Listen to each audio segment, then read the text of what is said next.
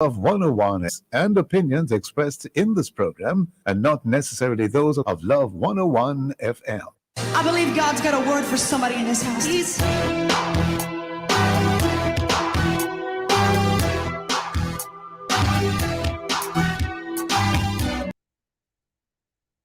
Hello and welcome to the Morning Watch on Love 101 FM. I'm your host, Stokely Marshall.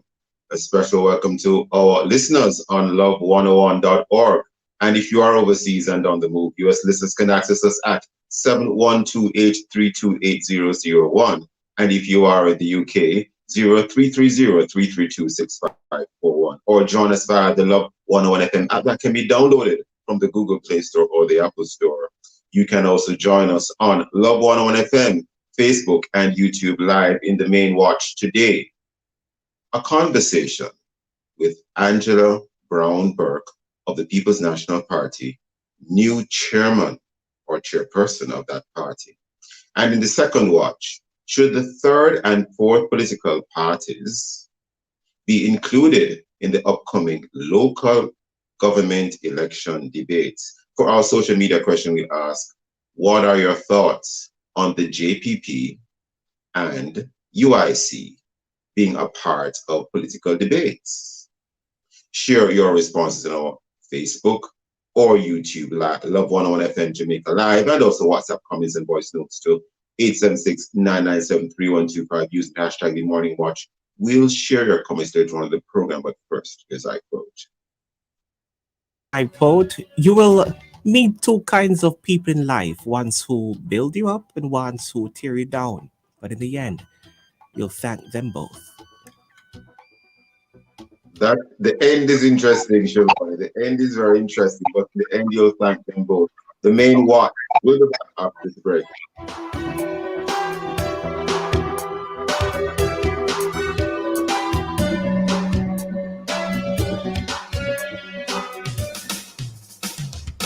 You're invited to listen to Dollars and Cents every Thursday at 8:16 a.m. We'll give you tips on how to make your money count, how to save, and how to grow your worth. It's all inside Dollars and Cents, brought to you by BPM Financial Limited, taking you higher. That's Dollars and Cents every Thursday at 8:16 a.m. on the family station, Love 101.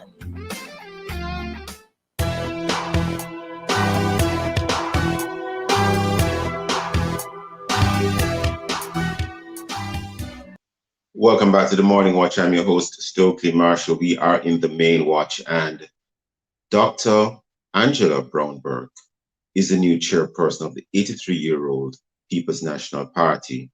She's the first woman to hold that position in the People's National Party.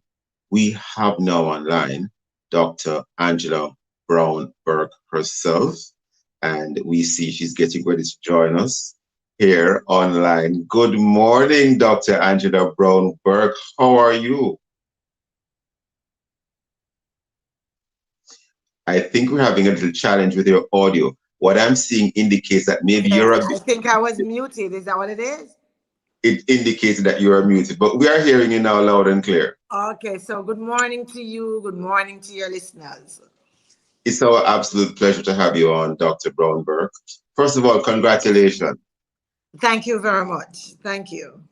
And we do see where you did not win by a hair's breadth. You actually won by a considerable and sizable lead over your opponent.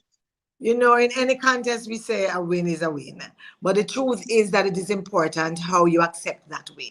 And you accept it understanding that you have been asked to lead, but it does not deny the person you ran against or those who supported that individual from benefiting from your leadership wholeheartedly.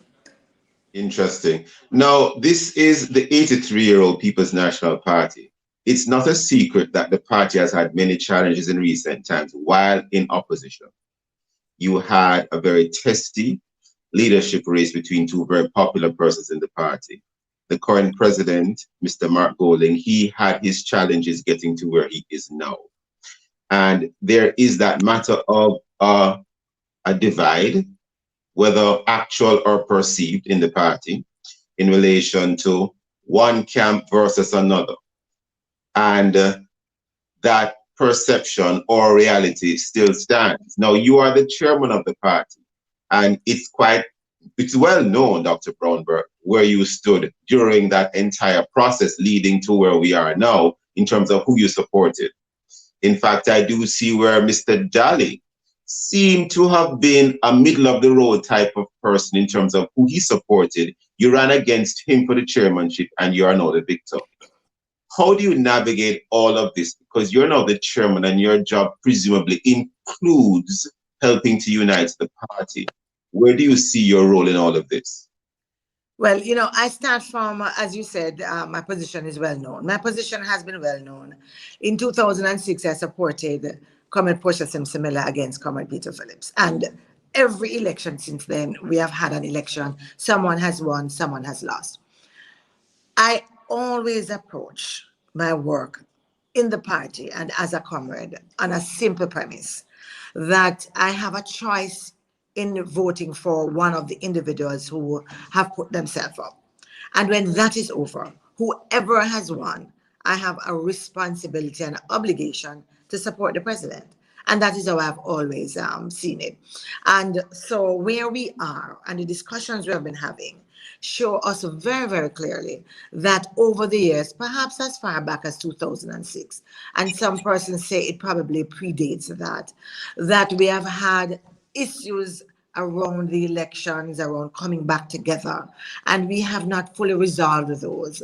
And so in 2021, we stand on the foundation of those unresolved issues. And I believe that as chairman, it is going to be my responsibility, along with others, but as chairman, I have to accept that, to open the discussions in the party and what we do, our activities, in a way that shows very clearly that every single member of the party, whoever you supported in the past, whether you supported me for chairman or not, give you that sense of belonging, that understanding that this is indeed your party too, and that you have a right to participate in the discussions that we have, to determine even what are some of the discussions we need to have, and to insist on what you believe that the party should be doing, should be saying, in not just internally, but also as we seek to represent the people of Jamaica. And I think that that is really what I need, what I have to do. Very interesting. And without going too much into your sort of medicine chest of the things you will be taking out to, as it were, help to bring about that healing and restoration, can you indicate to us some of the things that you believe you can do even right now to help bring about that healing? Well, one of the things that I am intent on doing over the next couple of weeks or so would be some one-on-one conversations with individuals who I believe probably are still hurting, or individuals who think or who have heard saying that they don't believe the party is where it should be, or they don't believe that enough has been done to bring the party together. So one is reaching out to some of those persons. The other also is just to make sure that in the way I cheer and in the tone I set, and in how I promote and encourage discussions at all levels of the party, that we are open, that we are honest and respectful in our conversations, and that we protect that space for courageous conversations in the People's National Party. And another thing really is to provide opportunities for us to socialize together, because, you know, I've found, and comrades have been saying it to me, we don't socialize as much as we should. I know that the pandemic makes that a little bit difficult now, but there are still opportunities for that, because you need to be able to have the conversations just chatting about nothing, as we say, so that when you're faced with those issues where you really hold opposite opinions, it doesn't seem as if you're adversaries. Yes, you know, people sometimes underestimate the role of chit-chat. Chit-chat is not irrelevant. No, it's not. Not at all. Not at all. That's out. You know, Dr. Brownberg, one of the, well, in opposition, is it that do you think that being in opposition has exacerbated some of the tension that the party encountered whilst going through some of its recent leadership races. Do you think that a sense of dissatisfaction among persons because the party wasn't in power might have contributed to some of that tension? I believe it's two things. In a certain kind of way, I believe that we have been in power for so long that sometimes we forget that we really are not, and that the dynamics really do change. And so some of the expectations really harks back to that. And then again, I clearly understand that when you are in government, there's a far greater incentive for you to work together, because you are right there, you know what the benefits are. When you're in opposition, it's still really about making sure that we're the best we can be, and that people are going to be looking at us as the alternative. And if we see it differently in terms of what needs to be done, the changes that needs to be made to... I hope we haven't lost Dr. Angela Brownberg. Yes, I'm sorry. You lost me for a second, I think. I was saying that when you are in opposition, and we all are looking at how we improve ourselves as a party so that we are more attractive to the Jamaican. Dr. Brownberg, there's something I want to raise with you before we head to the break, because I see we're already heading to the break. Are you hearing me, Dr. Brownberg? I'm hearing you. I was hearing you.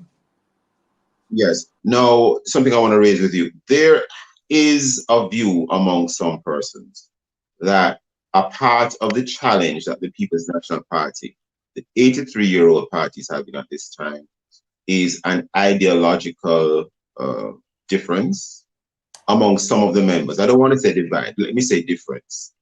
Some persons are of the view that the party should stick to its original, quote unquote original. I don't know how, if you agree it's original, but some persons say they should stick to the original democratic socialist ideals. And some persons think, no, the market economy is the party should be a little bit more friendly to the market economy, to capitalism, whilst holding on to its socialist ideologies. And there could be other variants, not that word is not used deliberately. There could be other variants to the relevant ideologies of the party. Any truth to that in your opinion, and how would you seek to tackle that as chairperson? Well, there is some truth to the fact that there is that conversation going on. And this conversation has been going on for quite some time. I remember when we did the progressive agenda under Mrs. Portia Simpson Miller, that became a discussion as well. You know, who are we as a party? Are we still democratic socialists? And then the question was, if we are, what does that look like in these times in which we're living? What does that look like in an era when, they're almost all of us, so many of us are involved in capital acquisition, or in being owners of capital, as we would say, and not just owners of labor. The idea about I think you meant employers of labor. Oh, no, that we are laborers. Some of us are still owners of our own labor and skill, in the sense that we are the workers. Some of us are still workers, while others of us are still owners of the means of production or of businesses, and therefore we employ labor. Yes. So I mean, it's a whole new dynamic. The wonderful thing is that the current party leader, Comrade Mark Golding, has in fact commissioned a group, a team, headed by Tony Bogues, Professor Tony Bogues, to actually begin that discussion. They have started. At conference, we had a wonderful session just exploring what members were thinking, what were the ideas, what were the values that we still thought were important. When we all think of democratic socialism, what do we see, what do we think, and what do we think? So we have started that discussion, and I am sure that pretty soon we will be getting a report that reflects the views of the members, and that we can come to some kind of an accommodation about. I think most people still are wedded to democratic socialist ideas. I believe the problem is what does that look like in 2021? Hold that thought, Dr. Brownberg. We are upon a break. Listeners, please stay with us. We'll be right back with the Morning Watch. 455 reports of child abuse in Jamaica. Report child abuse. Call 211. The time brought to you by Child Protection Services is 7:16. Experience crazy low prices during the Home and Things Moen Madness sale. Yes, get big discounts on all Moen faucets, sinks and bathroom accessories. Not to mention huge discounts on bathroom fixtures, lighting, windows, doors and much more. Check out the new arrivals of tiles at ridiculously low prices. You can't afford to miss the Moen Madness sale at Home and Things, Wallop Road and Constant Spring Road. Top quality products at unbelievable low prices. With prices this low, you'll think we're going insane. Forget ordinary. Now go compromise, oh nah, no way. I feel secure the best for my family. Me and my family, we go yummy. Go yummy.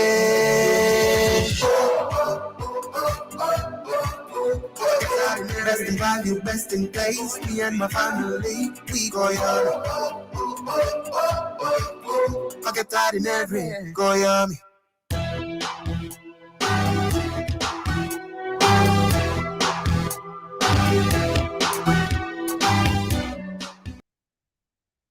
Welcome back to the Morning Watch. I'm your host, Stokely Marshall. We are in the main watch. We're having a conversation at this time with Dr.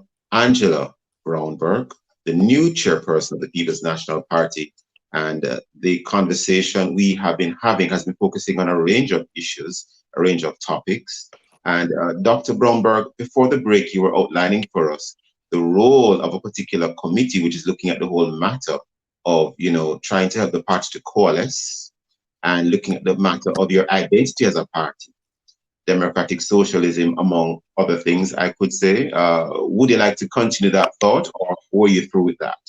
No, I'm just to say, that persons, I said before, we're talking about what are the values that we hold there, what are the principles that are guiding us, because I also believe that once we realize that those principles are the same, we are not wavering, then the challenge is going to be in the policies that we ascribe to, in the activities that we undertake. How do we make sure we stay true to that? How do we make sure that it's about inclusiveness, it's about equity, it's about fairness and justice? How do we make sure that we're looking out for those who are marginalized, at risk, and are at the margins? And I believe when I listened to the conversation and looked at the comments that were coming in from all of the comrades, those things are still solidly at the core of who we are. And so the challenge there for us to be able to articulate that in a way that makes sense for those of us of the 70s, who still have Michael Manley in our heads and in our hearts, and as well as the individuals, the youngsters now, who probably don't know what we're talking about and just want to know what's in it for me. How is my situation going to be improved by following what you're saying or ascribing to these ideologies? And I think that is the challenge that faces us. The truth is that every single political party that has spent as long as we have being involved in a country's life, from time to time, we have to stop, take stock, and reevaluate who we are, and certainly how we remain relevant to and how we champion the causes of the present. Interesting you said that, because you mentioned the young. And, one of the things about democratic socialism, one gets the sense that, and I'm taking it out of the textbook for the time being, but looking at it practically speaking, one gets the sense that it's about the collective and not so much about the individual. And how You are absolutely correct. A couple of years ago, again, when we were doing the progressive agenda, there was this discussion on what we call the IRE paradigm, where so many of us grew up in that era when we were talking about the collective and the society and not about us as individuals. And we're seeing more and more these days when persons are really interested in the personal, the I, what's happening there. And I think it's a balance we have to strike, because at the end of the day, each of us make up the collective. At the end of the day, and I think I hear it being said, when we talk about PJ Patterson talking about values and attitudes, when I hear Favour Williams talking about character education, it's also addressing part of what we're talking about, that we each make up the collective, but we also have to be concerned about the health and the heart of the collective as well. You know, how we look out for each other, because there are going to be those individuals in the society who are not really able to fend for themselves as we would want them to. And we cannot ignore them. We cannot push them aside. And what society do we become if we cannot protect our children, our seniors, if we can't make sure they are fed, if we can't make sure they are safe? Because those are the challenges that even the young people are talking about. The level of crime and violence, you know, decent livable wages. These are all individual things, but they really come about as a result to our collective consciousness and what. And how do you sort of, as it were, make greater strides to connect with the younger members of the country, the younger members of even your own party, to ensure that that connectivity isn't lost? Because, as you did indicate, the young are very important, and they're talking about the issues. How do you bridge that gap, so to speak, if I could use that term? You know, we normally talk. You say you normally talk, Dr. Bromberg? Talk about the young as the future without recognizing that they really are part of the present. And I believe part of it is to make sure that they see themselves as being an integral part of the present, determining who we become, what we do, their own role within it, and that they are partners in building the present in which we are. So I think the first thing is to make sure that we improve the relationship, the mentoring, the coaching, the discussions with the young people we have within the party. And that will be both the PNPYO and the Patriots. And we have the kinds of conversations that allow us as a party to understand their priorities and to get them to set what their priorities are, and to enable and encourage and foster that growth and their ability to do some of the things that they want to do. And I think that that is part of it. The other part of it too is really empowering them to speak on behalf of their colleagues, because they are not just PNP members, they're not just comrades, they actually represent that youth voice, the ambition of the young in our society. And we need to understand exactly what that is, because all we're building today is to secure a future for them, and is to give them a place in the present. Very interesting. In terms of giving persons a place in the present, is the People's National Party, for example, taking on certain issues as, you could call them your stellar issues, or you know, the issues that you're going to be most known for? For example, entrepreneurship to help the young and the not so young, or some other issues, maybe some sort of social issue. Is it that you want to be known for that as a way to galvanize the young? Because one of the things, anyone doing any kind of reading or research about the Michael Manley of the 70s, there are things that he was known for. You know, the whole matter of domestic workers, the whole matter of empowering, you know, women in other areas, such as, you know, being able to have to take leave while pregnant, that sort of thing, and come back and get your job, the Maternity Leave Act. So are there some signature things that are signature issues that the People's National Party would like to be known for? Because we get the sense sometimes that the party is after Mrs. Simpson Miller, where we knew she was for the poor, whether you agreed or not, we knew that. But since she has not been the lead of the party, there has been a little bit of as it were, a little bit of sailing along, and we're not too sure where the party stands on issues. Well, you know, thanks for the comment and the perspective that you've given. You may or may not be aware that yesterday, the Outreach Commission of the People's National Party actually launched their Youth Month activity. And they started by just announcing that they were indeed celebrating Youth Month, that they were establishing a GoFundMe page, that they were trying to get as many tablets, devices as they could for children who needed it. And that's one of their focus. One of the things they also spoke about yesterday was also making sure that young people had a voice in determining what the priorities were that we were working on for them, you know, and that we didn't come as adults person's past or youthfulness, really, to determine for them what their priorities were. And so this month is really an important month for us in terms of those conversations that we are going to be having. And at the end of the month, we're hoping to be able to identify a raft of priorities that the young people have said to us that this is what they're talking about. The truth is, though, that we have been talking, so we know there are some things that they are concerned about. They are concerned about employment issues. They are concerned about young professionals, for example, being able to afford a home. You know, you're working so hard and you can't. You're paying NHT and your money going to build some apartments that you just cannot afford, even if you're to partner with somebody else. So we know that those are issues. We also know that the issue also around just being in a safe environment is something for them. We know that affordability of tertiary education is also an issue for them. We want to make sure that more individuals, more youngsters are able to afford the kind of tertiary education that they're interested in and that they are qualified to actually enter. So we already know that those are some of the issues.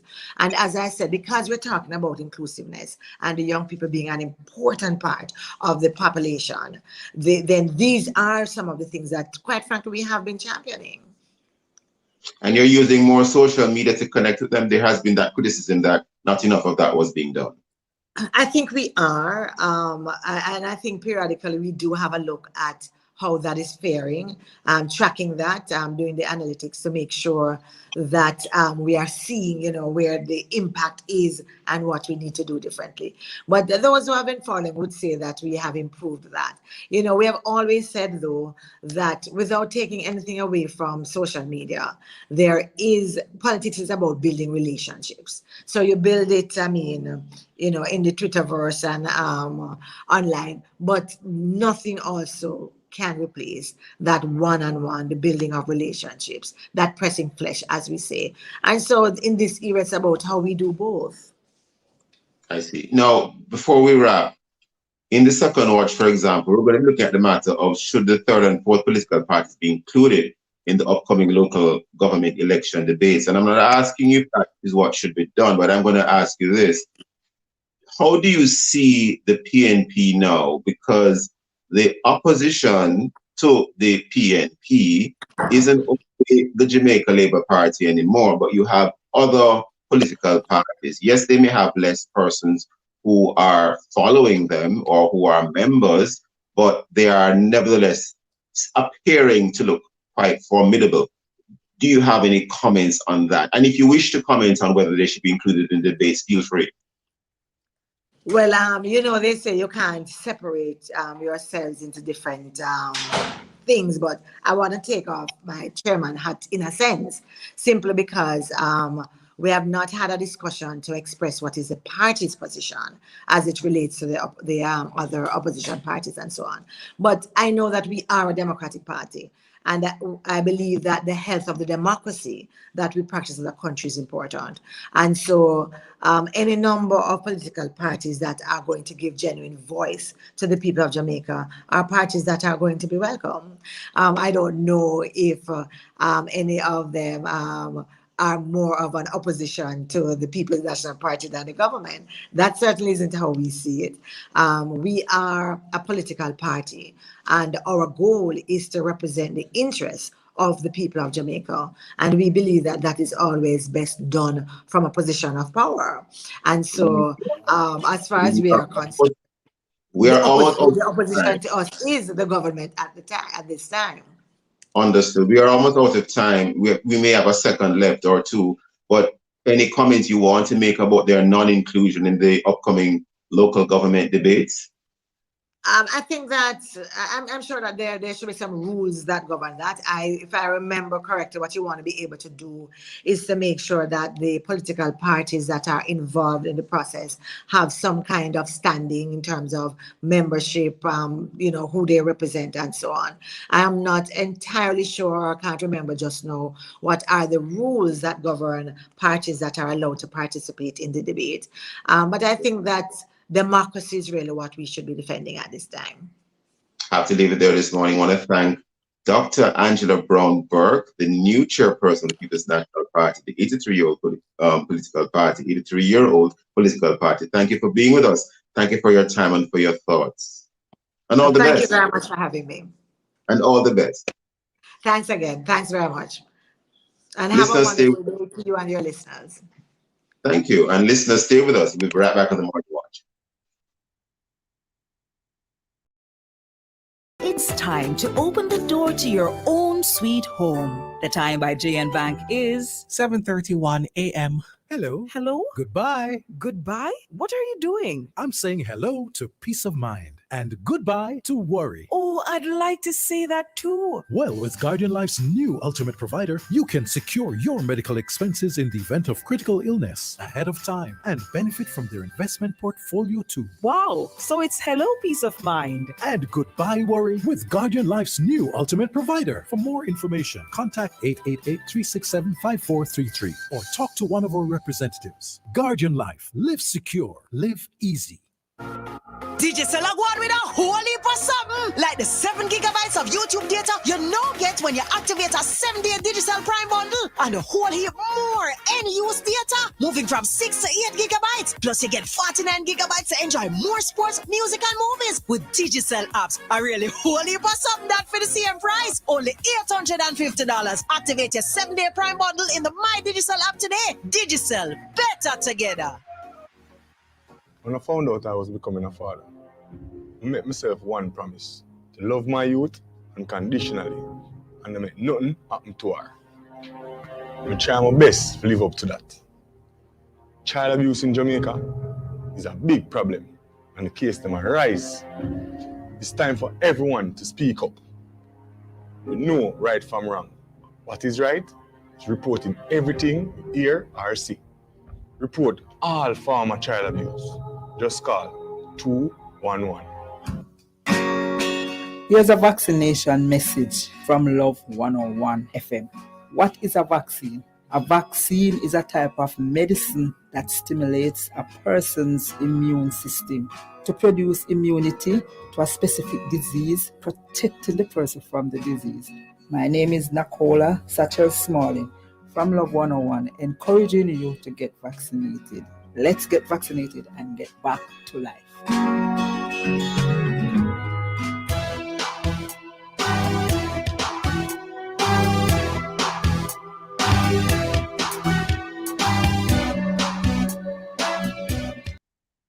Welcome back to the Morning Watch. I'm your host, Stokely Marshall. Let's take a look now at the newspapers to see what Jamaicans and others are saying and doing. And we look here, for example, at the Observer, the Jamaica Observer. There is one of the headlines here, Share Dive. Transport Minister Robert Montague yesterday sought to reassure the country that the Airports Authority of Jamaica, and this story relates to the matter of the Airports Authority of Jamaica and the Norman Manley International Airport. And the story continues. Listeners would probably know or recall that the relevant boards were being dissolved. We also have here in the Jamaica Observer, Tufton addresses importation of unapproved antigen test kits. And we now move across to the Gleaner. We have here, for example, Port Royal residents in darkness amid damage to JPS cable by AAJ contractors. And we have another story here. Regional coaches build knowledge in CWI high performance in both major daily newspapers.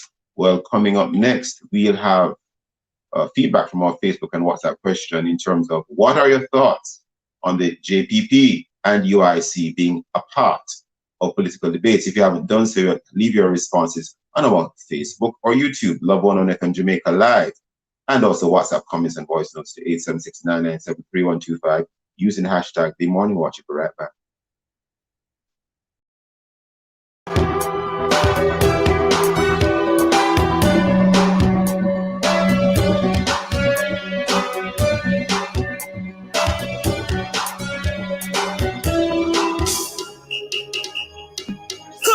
I've got love in my heart and that. Get ready for another World of Worship Wednesday inside Alive, 1 to 5, November 10. Stick around for Power Blast at 2 o'clock. 2:15, we feature Tremaine Hawkins as our worship artist of the day. Then at 3 p.m., we bring you the Alive Bible Challenge, ABC, match number 6, Redemption Week 1. And it will feature challenger Jordan Reed of the Portmore Gospel Assembly going up against challenger Kareen 5 of the Pentecostal Gospel Showers. All this and more will come your way inside Alive, 1 p.m. to 5 p.m. with me, your host, Sarah Ann, the Chirpy One, on the family station, Love 101. Come on now,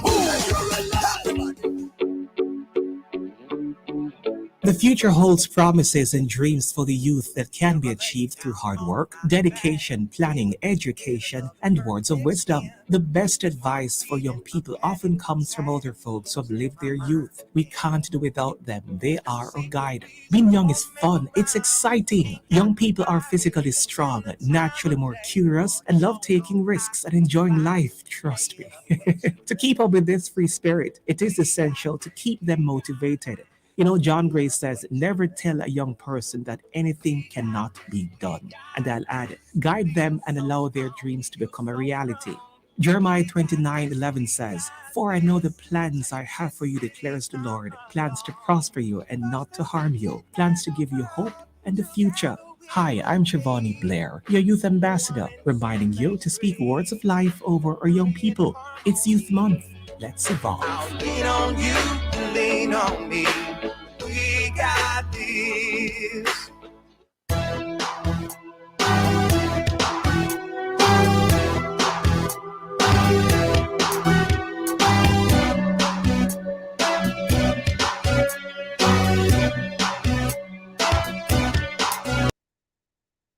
Welcome back to the Morning Watch. I'm your host, Stokely Marshall. What are your thoughts on the JPP and the UIC being a part of the political debates? Well, we move right into the second watch. Local government elections are to be held soon. Well, not in 2021, it would appear, perhaps in 2022 when they are due. And in preparation for the local government elections, the Jamaica Debates Commission is to organize 2 debates. But so far, only the two main political parties, the People's National Party and the Jamaica Labour Party, are on board to participate. And I should probably rephrase that. These are the only 2 parties which have so far been allowed to participate based on the rules governing inclusion in the debates. Now, what of the other 2 registered political parties? Were they invited? Should all registered political parties be included regardless? We have online this morning to have a conversation around this. Bishop Pero Steve Blair, pastor of the Gateway Deliverance Center and host of The Rock on Love 101 FM. We also have Christopher Kennedy on the phone. He is a pastor of Joyland and Abrams Mennonite churches. Mr. Kennedy, Dr. Blair, good day. Bishop Blair, good day. Good day to you, my friend. Indeed, indeed. Mr. Kennedy, sir. Yeah, good day to you. Morning. I'm so glad to be here. Great having you both. Now let's get right into the discussion here, because I took a look at the website for the Jamaica Debates Commission, and there is quite a raft. Well, I shouldn't say a raft. There are certain criteria that must be satisfied before you can participate in those debates. Now, a challenge with those rules for a new political party is that based on how they're framed, you would not be able to participate if you're a new party who at this time you have no persons who have, you know, been supporting you for a particular period of time, and especially if you have never, for example, you know, won any particular seats anywhere.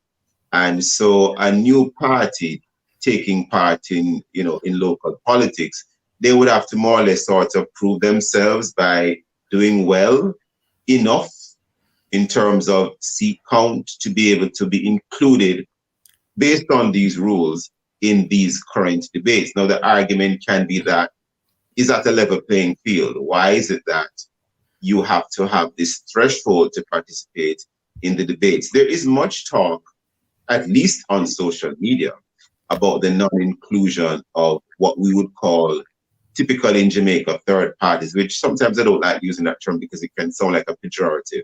But suffice it to say, what are your thoughts, Steve Blair? What are your thoughts, Mr. Kennedy? I'm going to start with you, Bishop Steve Blair. Tell us your thoughts.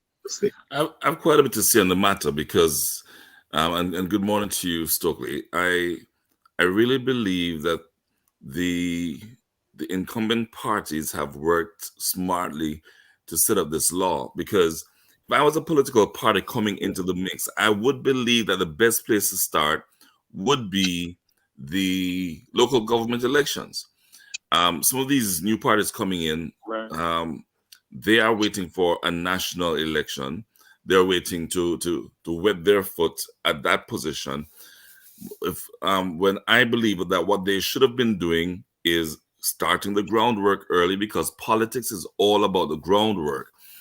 We saw the PNP in power for 18 years, very strong on the ground, especially under the leadership of P.J. Patterson.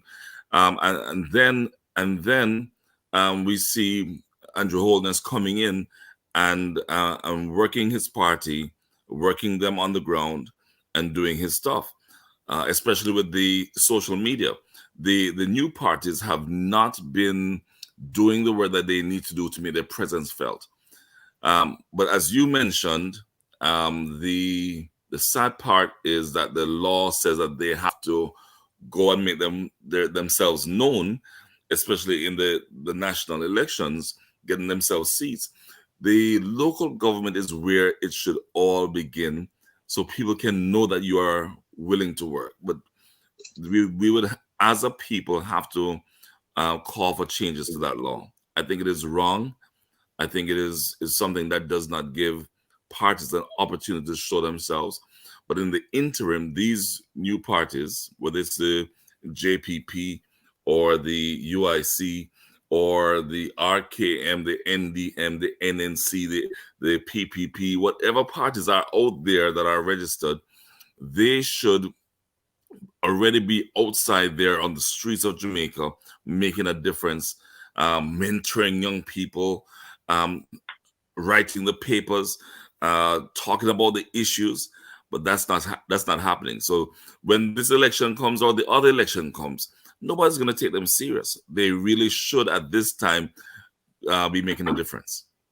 You know, just for the benefit of the listeners, and before we bring in Mr. Kennedy, I was waiting for sometimes the technology sort of freezes on you.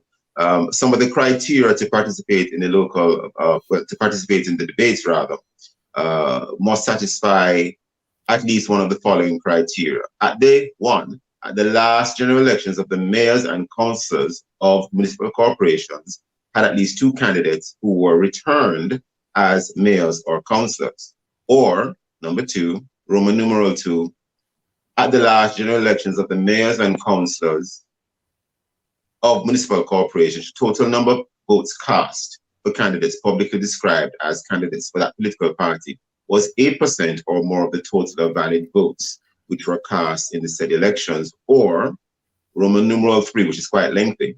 I'll try to summarize it.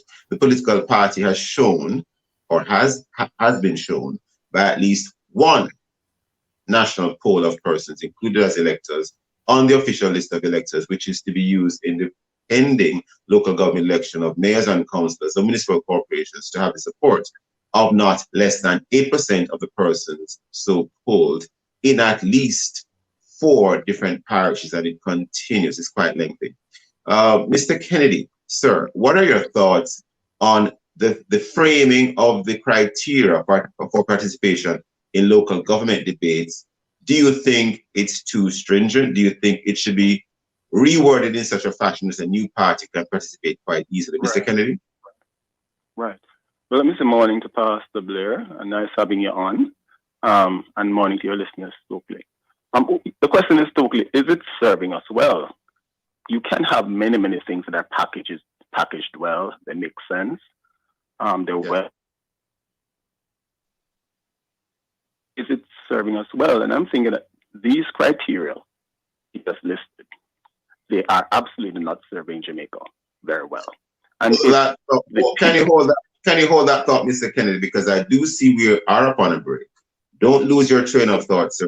Listeners, please stay with us. We'll be right back on the Morning Watch. Stay with us. This is Love 101 and 746. From generation to generation, Jamaicans have depended on J&B Bank to make the pride and joy of providing a safe place for their families possible. Now, with no processing fees and no down payment mortgage options, you can open the door to your own sweet home, a legacy to hand to your next generation. Visit jnbank.com to get pre-approved today. J&B Bank will help you find a way. It's time to take your home somewhere unexpected. And at Active Home Center, it's our job to help you do just that. With our wide range of home finishes and on-trend styles, you'll find a great selection for your space. Shop tiles in different styles, contemporary bathroom fixtures, kitchen and appliances, the latest in furniture, lighting, and so much more. Visit our showroom at 84 Constance Spring Road or online at ActiveHomeCenter.com. Your one-stop shop for home finishes. Active Home Center. More savings, more choices.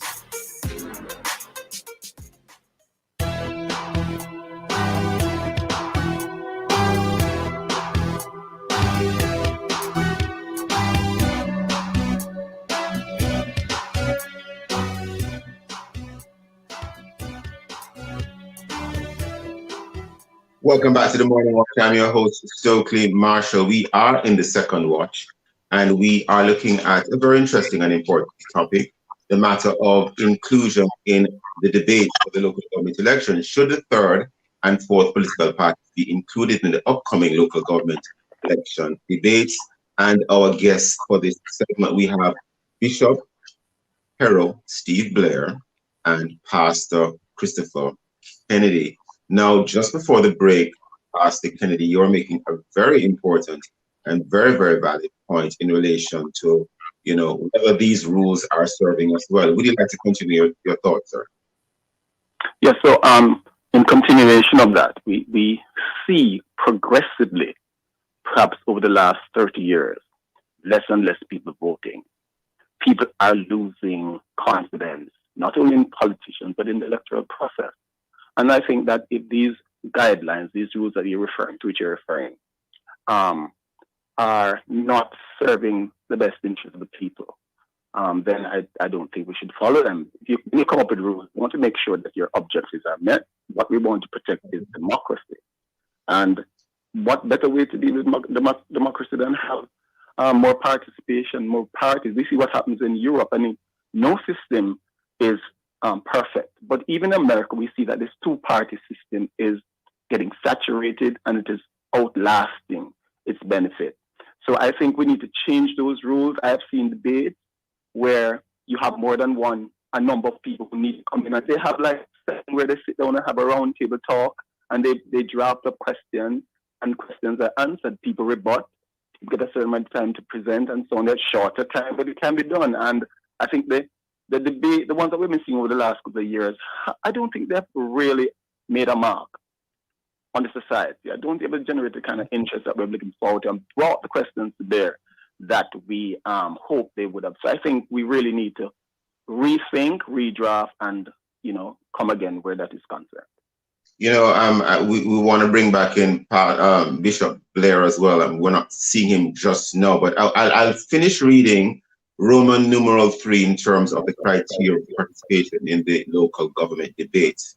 Now, it continues to read as follows. The relevant poll that I made reference to, must have been conducted by an entity or person who is recognized by the Commission as having experience in the conduct of national polls.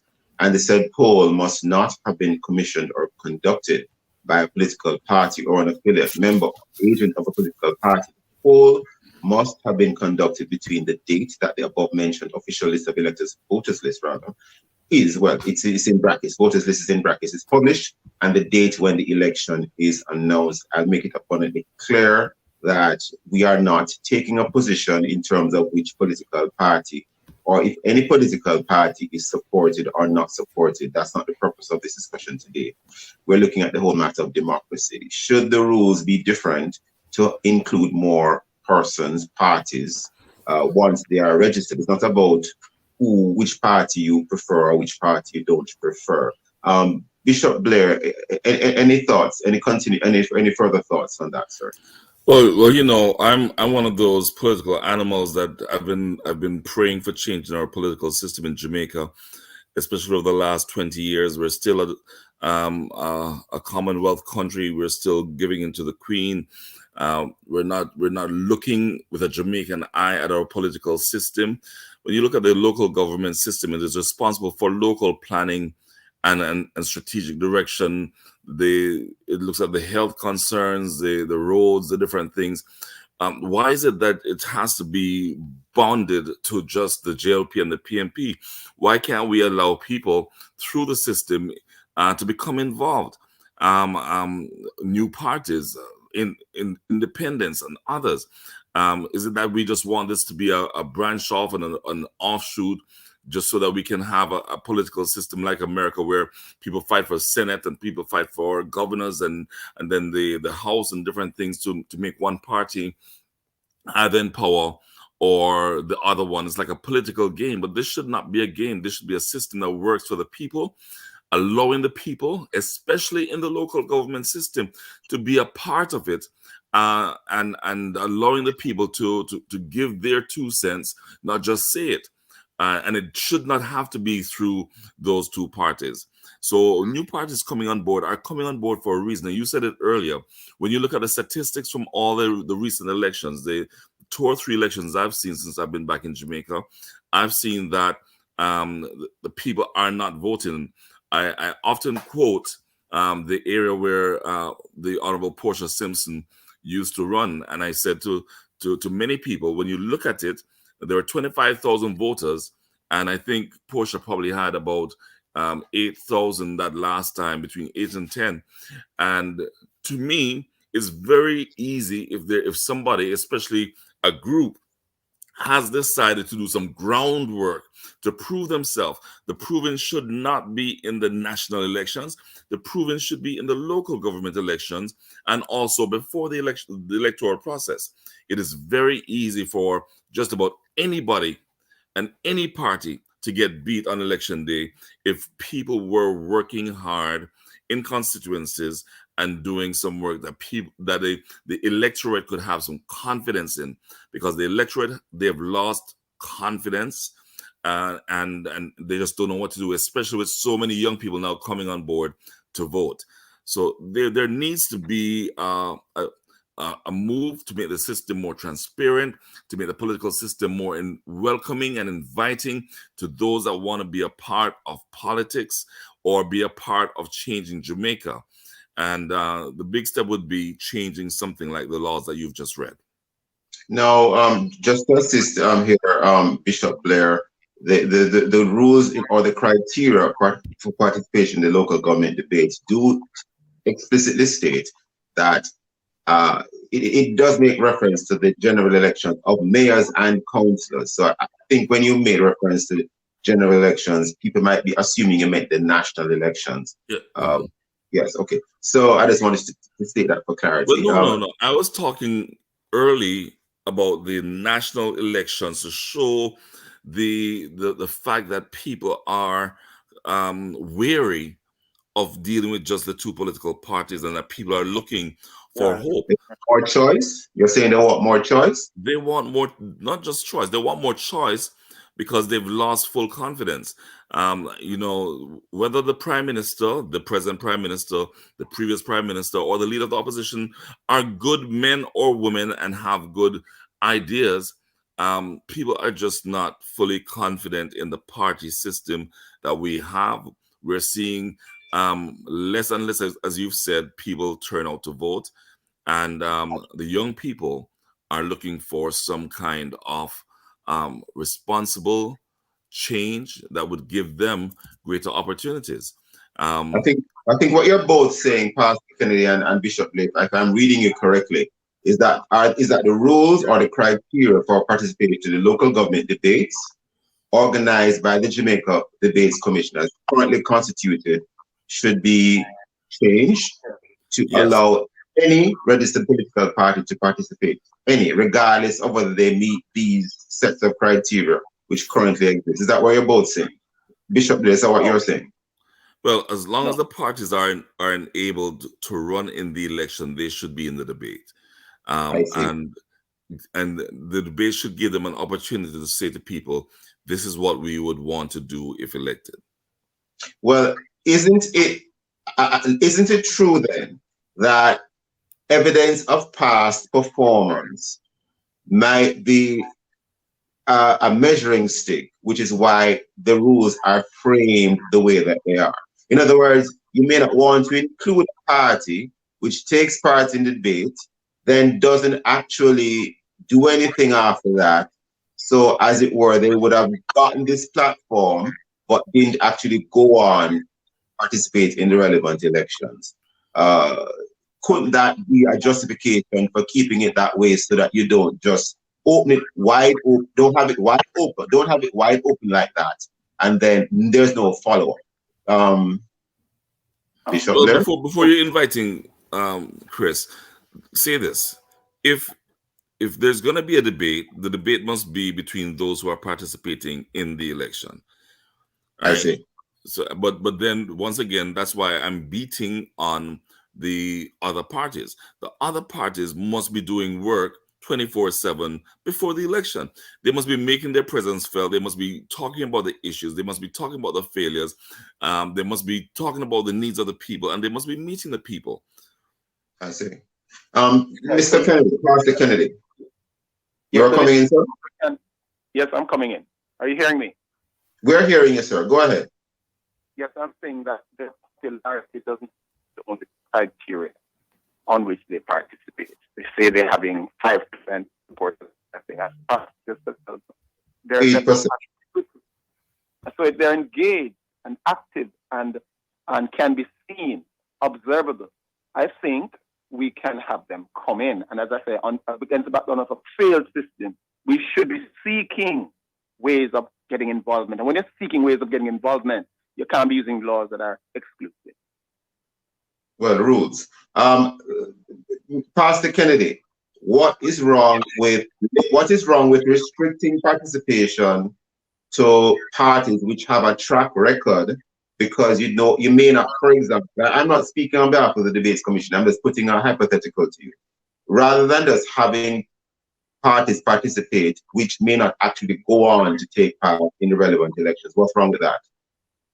I think the problem is that one of the demands must be that these must be criterion that aid in the democratic process, and it is not, as far as I'm concerned. It's as Steve was saying a while ago, we're seeing less and less people participating. We're seeing apathy, Stokely. What we're seeing is apathy. That's dangerous to our democracy. And are we just going to sit by, fold our arms, watch this apathy take place? I'm wondering when the day, it won't be long before we see 30% of the people participating in the election, voting. And I think that the emergency lights need to go on. We need to protect our democracy. Something must be done. Sometimes there's rules that we set that are wrong. I think we have to leave it there this morning. We're totally out of time. I want to thank Pastor Christopher Kennedy and Bishop Harold Steve Blair for participating in this very interesting and very important discussion today. Gentlemen, thank you for your time and thank you for your thoughts, but we're totally out of time. Thank you, listeners, for being with us. Join us again tomorrow as we look at other topical and controversial issues. Visit the Love 101 FM YouTube channel and Facebook page for this and other Love 101 FM programs, and listen to the Morning Watch on our Love 101 app. And download it today and stay connected to us, the family station, Love 101 FM, the #1 gospel station in Jamaica. Thanks to Kathy, Gail, our producer, and to our guests. I am Stokely Marsh, and I'll get back to Love in the Morning with Giovanni Blair. Station Love 101, folks, it's 8 o'clock, and it's time for the program Forward in Faith.